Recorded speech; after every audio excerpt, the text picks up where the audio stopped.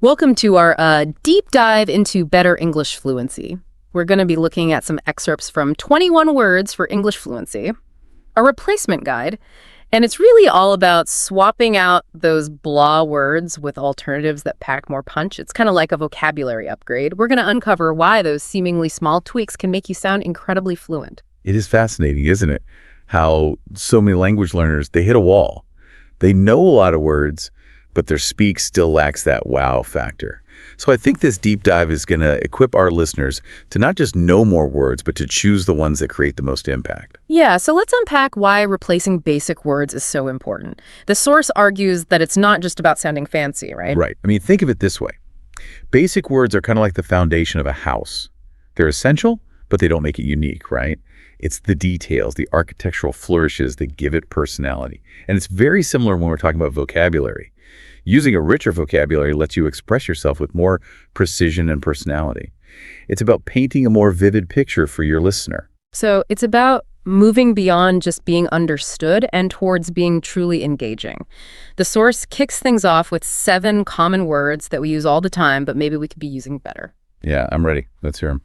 First up, we're saying goodbye to very. It's like the default intensifier, but it doesn't really add much oomph. Instead, the source suggests we try going for words like extremely or incredibly. So instead of saying, I'm very tired, you would say, I'm incredibly tired. Yes.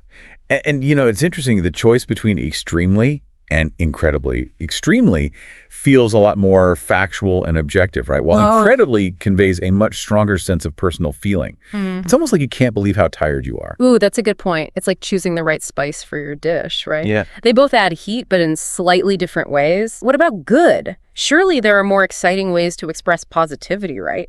Absolutely. So the source suggests we go with amazing, fantastic, or excellent as upgrades. But again, it really depends on what you want to convey. Fantastic has a very bright, almost childlike energy to it. Excellent, on the other hand, feels more refined, more adult, maybe even a bit more reserved in its enthusiasm. Okay, so if I'm describing a roller coaster, I'd probably go with fantastic. Yeah. But if I'm praising someone's work performance, excellent might be a better fit. Exactly. It's all about matching the word to the tone and the context. Now, on the flip side, how do we move beyond just saying bad when something is, well, not good? Yeah, bad feels kind of vague, doesn't it? It's like a one-size-fits-all complaint. Right. And the source gives us options like terrible, awful, or horrible. So awful suggests something that's offensive to your senses, whereas terrible implies something that causes distress or fear. And horrible is even stronger, suggesting something truly repulsive or shocking. So if I had a truly disgusting meal, horrible would be the word. Precisely. Now let's talk about size. Instead of big, the source recommends words like huge, massive, or enormous. Yeah, it's like we're taking big and supersizing it. Yes. And each of those replacements has a slightly different connotation. Huge is pretty much a general intensifier. Massive emphasizes weight and density, while enormous suggests something overwhelming in scale. So massive would be perfect for describing, say, a giant boulder, while enormous might be better suited for like a sprawling cityscape. You got it. And on the opposite end of the spectrum, we're trading in small for words like tiny, petite, or miniature. Tiny is definitely more evocative than just small, wouldn't you say? It almost makes me think of something delicate and precious. Absolutely. And that's the beauty of using more descriptive language. You can actually evoke specific feelings and images in your listener's mind. Okay, let's move on to feelings. So the source suggests replacing happy with words like joyful, thrilled, or excited. Happy is a wonderful feeling, but it can be a bit too general at times. Joyful has a sense of deep contentment and peace, while thrilled implies a surge of excitement and delight. And excited is more outward focused, suggesting eagerness and anticipation. So if I win the lottery, I'm probably feeling thrilled, but if I'm spending time with loved ones, I might be more joyful. Exactly. Now, how about replacing sad with more nuanced words? Yeah, sad can feel a bit flat, especially if you're trying to express something more complex. Right. And so the source recommends using words like heartbroken, upset, or down. Heartbroken conveys a deep sense of loss and grief, while upset suggests a feeling of distress and agitation. And then down is more subtle. It implies a mild but persistent feeling of sadness. Interesting. So if I lost my pet, I might say I'm heartbroken, but if I miss a train, I might just be upset. Exactly. You're starting to see how these seemingly simple word choices can have a big impact on how you express yourself. Wow, we've already covered 7 words, and I'm feeling like my vocabulary is getting a major upgrade. What stands out to you so far? I think what's fascinating is that we're not just replacing words, we're exploring the subtle shades of meaning they carry. It's about becoming more aware of the power of language Wow. and how it can be used to create a richer, more engaging communication experience. I completely agree. And this is just the beginning. We're about to dive into the world of verbs, which is where things get really interesting. Okay, so get ready to energize your language. We are moving on to verbs, which the source calls the engines of our sentences. I'm really excited to see how we can replace some common verbs with more dynamic alternatives. Oh, I think you'll be surprised by how much vibrancy you can inject into your speech just by being more mindful of your verb choices. It's like swapping out a sputtering engine for a high-performance one, you know? I love that analogy. Okay, let's dive right in. First up, we're going to be looking at replacing say, which feels pretty basic, right? Yeah, I mean, say is often the default verb that we use when we're reporting speech, but it can be a bit bland, you know? The source suggests alternatives like mention, state, or express. And each of these verbs adds a layer of nuance to how we convey information. So instead of saying he said he was busy, I could say he mentioned he was busy. Does that really make a difference? It does. It does. Mention suggests that the information was shared sort of in passing, maybe as part of a larger conversation. State, on the other hand, implies a more formal or deliberate declaration of fact, and express highlights the speaker's feelings or opinions. Interesting. It's like choosing the right tool for the job, Yeah. right? You wouldn't use a hammer to screw in a light bulb. Exactly. Now, what about get? It seems like we use that for almost everything. Yeah, I know, right? Get is definitely a workhorse in the English language, but it can be a bit vague. Absolutely. So the source recommends replacing get with more specific verbs like receive, obtain, or acquire. Okay, so receive implies a passive act of getting something that is given to you. Obtain suggests a more active effort to get something that you want. And then acquire often implies a sense of gaining possession of something valuable or rare. So if I was gifted a book, I'd say I received a book. But if I won a prize, I might say I obtained a prize. Precisely. Now, how about we tackle do? It's another verb that we use constantly, but maybe there are more precise ways to express action. Do feels a bit like a placeholder, doesn't it? It's just filling a gap in the sentence. Yeah, and it can weaken your writing or your speech. So the source suggests replacing do with verbs like perform, complete, or accomplish. Perform implies carrying out a task with skill and precision, while complete emphasizes finishing something that was started. Accomplish suggests achieving a goal or overcoming an obstacle. So instead of saying I need to do my homework, I could say I need to complete my homework, which makes it sound more like a defined task with a clear endpoint. That's right. And it might even motivate you to actually get it done. Speaking of getting things done, what about make? It's another verb that seems to cover a wide range of actions. Right. The source suggests replacing make with verbs like create, develop, or produce. Create implies bringing something new into existence. Develop suggests a process of growth and refinement. And then produce often refers to creating something tangible or measurable. So if I'm baking a cake, I'd say I'm creating a cake. But if I'm working on a new business strategy, I'd say I'm developing a strategy. Exactly. It's about choosing verbs that actually reflect the specific nature of the action. Now, how about we get moving with go? Any suggestions for replacing this common verb? Go seems a bit too basic for our sophisticated taste now, doesn't it? Indeed. The source recommends replacing go with verbs like travel, visit, or head to. Travel suggests a journey, often over a long distance. Visit implies a shorter trip with a specific purpose in mind. And head to is more informal, and it's often used to describe going somewhere specific. So if I'm planning a vacation, I'd say I'm traveling to Europe.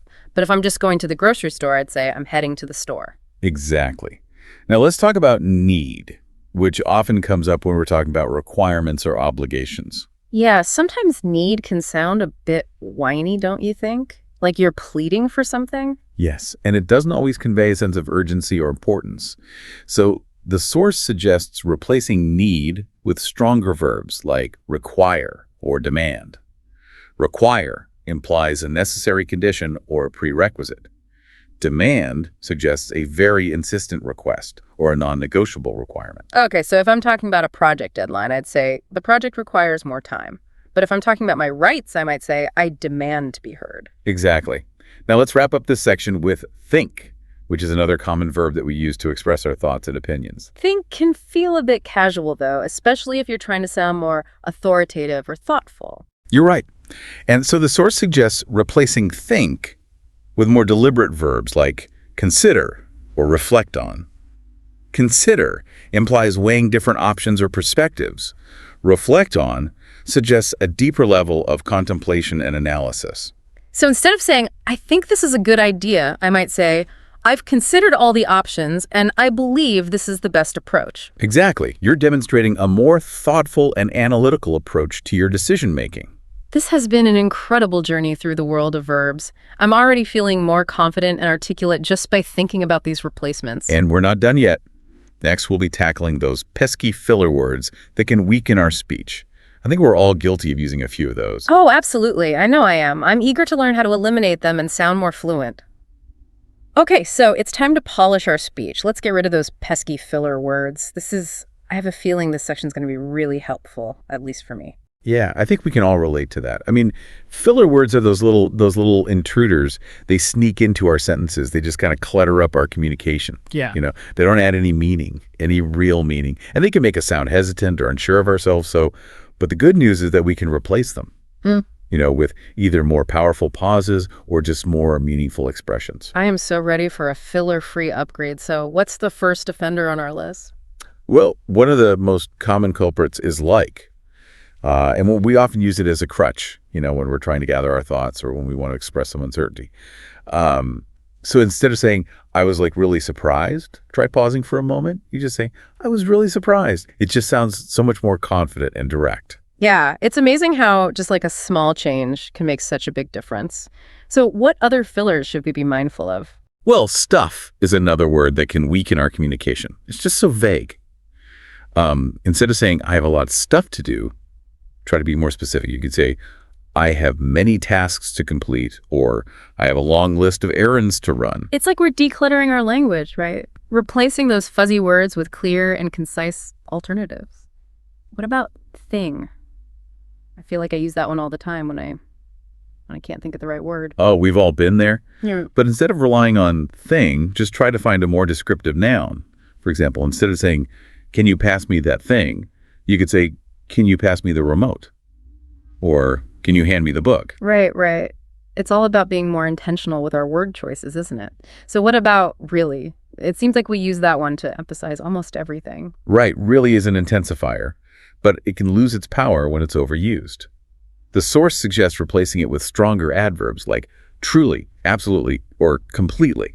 So instead of saying, I really enjoyed the movie, you could say, I absolutely love the movie, which just conveys a much stronger sense of enthusiasm. I'm starting to see a pattern here. We're replacing those weak, generic words with alternatives that are much more precise, much more impactful. So what about okay and just? Those seem to pop up in my conversations all the time. Well, okay can be a really useful word, for expressing agreement or acknowledging something.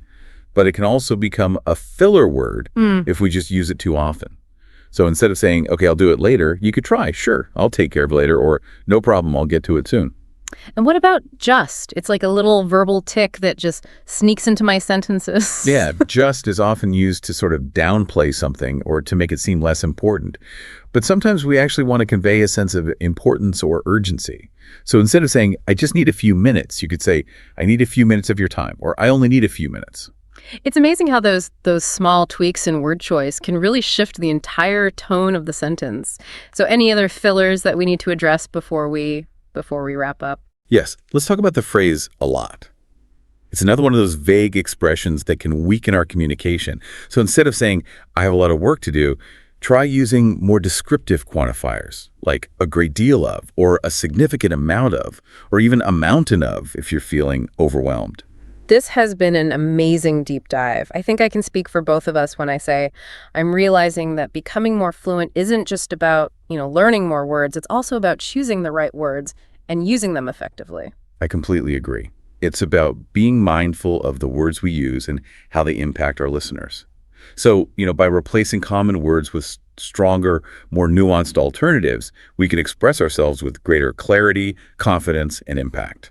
And to our listener, we really encourage you to take what you've learned today and start experimenting with these word replacements in your own conversations. Just pay attention to how they make you feel and how others respond to you. Yeah.